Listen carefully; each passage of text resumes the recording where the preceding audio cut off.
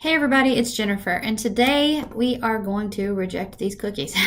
We are going to do a cool, really awesome, amazing dining experience called 6 by Nico is the name of the restaurant, and they basically have thematic dining experiences. So they have Sherlock Holmes, and this is going through March 9th to April 19th at several different locations. They have various locations all over the UK.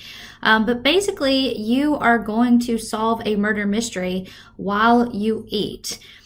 So with each, they have, here's the information on their website is basically what I'm scrolling through. But with each course, you are given a clue, and the clue is going to help you solve the mystery. So we actually did this in Cardiff this past weekend, and I wanted to share this experience with you. Now, I'm going to be doing voiceover for all of this video because it's quite loud in the restaurant. It's very busy, a lot happening, people discussing clues, discussing motives, etc. But this was a lot of fun, so I'm just going to go ahead and say now, we really loved this, really enjoyed it. I'll give you a brief kind of rundown of what we thought of the whole experience at the end, but overall, this was an amazing, really cool thing to do. So I'm really glad that we were able to get a reservation. So without further ado, let's jump right into the experience.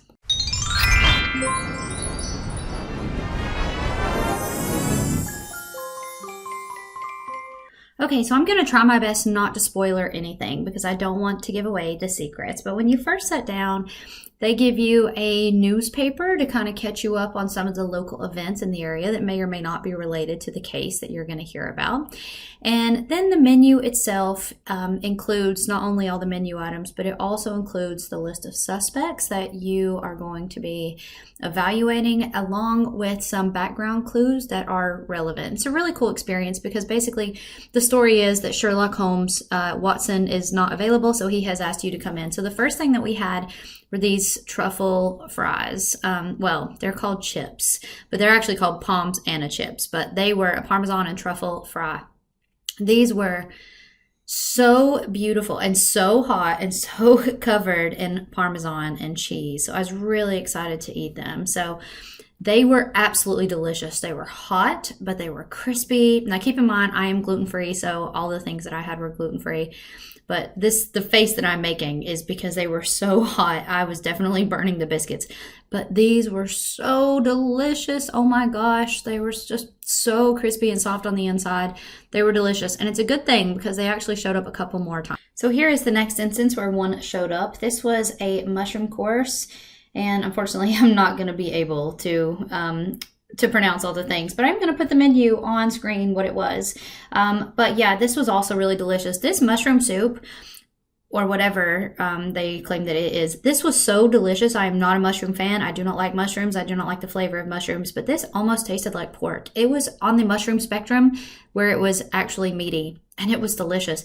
And this little, again, chip that they gave me with a couple of different mushroom-like toppings, also delicious. I was very, very shocked at how good this was. And that crinkled up piece of paper on the table, well, that is our first official clue. So again, I'm not going to spoiler anything, but I did want to show you my first reaction on screen. This mushroom soup, again, was absolutely delicious, and I would order a full course of that. It really kind of caught me off guard, to be honest. And I felt like the way that they used these chips was really creative because these little toppings on top really went beyond and above like just potato or just chips. So the first course was absolutely wonderful, really delicious. I also wanted to share that there are some clues on the table as well. So if you do this experience, pay attention to what's on the table when you sit down. So this purple candle was on the table with a little happy birthday card on it. So I did want to point out that if you do this, make sure you're paying attention to what's on the table as well, because there could be things that are very relevant. All right, so now we are moving into our next course, which is going to be the Bubble and Squeak, which is a cabbage. I did not get the gnocchi because, again, I am gluten-free, but they use these chips again instead of the gnocchi, and I was actually, once again, really impressed by how they were using them as like a base for flavor, because who doesn't love like chips or potato or fries or whatever? They're actually a bit thicker than what I would call a typical chip. But I love cabbage. I love cabbage in so many various forms. So I just knew right away that I was going to love this. And I did. It was so delicious. I would have ordered a full plate of this and I could have eaten it until my heart's content. The flavor was so robust and so amazing. All right, so the next one is going to be the caramelized cauliflower and piccalilli. It was meant to be a ham, but again, being gluten-free, they didn't have that as an option for me, so they switched me over to the vegetarian menu, which was cool that you can do that. My husband did that for the fish dishes. He just switched to the vegetarian menu, which was actually really cool. This was really nice. This cauliflower, and as you can see, the portions are very small, so I'll come back to that later. And as you could also see, there are clues in the food sometimes, so you can't ignore what's being served up on the plate either. This was, again, very good. I like cauliflower. The flavor of the chutney that it was served with was really delicious, really strong, really savory with just a hint of sweetness. It was so good. So I would say if you are also a vegetarian person and you prefer a vegetarian menu, you will not be disappointed on flavor, because for me, it's pretty impressive when they can take a piece of cauliflower and a couple pieces of carrots and like make it amazing. But this was really good. Okay, so here's our next course, which was a fish and included a squid ink. I had lots of questions about this with the waiter, including how they extract squid ink. I was hoping they might just like give them a little fright or something and they got the ink, but I think it's a bit more permanent, if you will, than that. But let's talk about this dish. So this was delicious. These were peanuts that were served with the fish and the squid ink. I have never had squid ink before. I have never had anything like that at all. I was very nervous about this, but I am here to say that once again, I would deliver a full entire meal of this. It was savory and delicious, but the peanuts gave such a smoky flavor to both the fish and any other accompaniments. I can't say that I actually could tell the squid ink apart from anything else on the plate, but overall, well-balanced, delicious. Okay, the next course was actually a lamb, and I opted to do the vegetarian on this one because I have never tried lamb, and I don't really want to. It's just not really part of something that I'm super comfortable eating.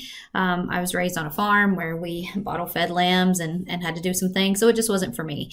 But this was the vegetarian menu. This is a celiac, like celery. It's a celery root, if I'm not mistaken, along with a couple of other accompaniments. This was delicious. It was so good. It was so well presented. These flavors meshed together beautifully. I'm telling you, if you are vegetarian, you will not miss out here because it was so good. I would totally have that again as a full meal, and I'd be completely satisfied. The dessert course, and I'm not sure that I got the Victoria sponge either, because I believe this was a bit more of a cheesecake. That's what I think was the gluten-free edition. But look how colorful and beautiful this was. This was amazing. This was tart and tangy, and those little breadcrumbs gave the most amazing little crunch.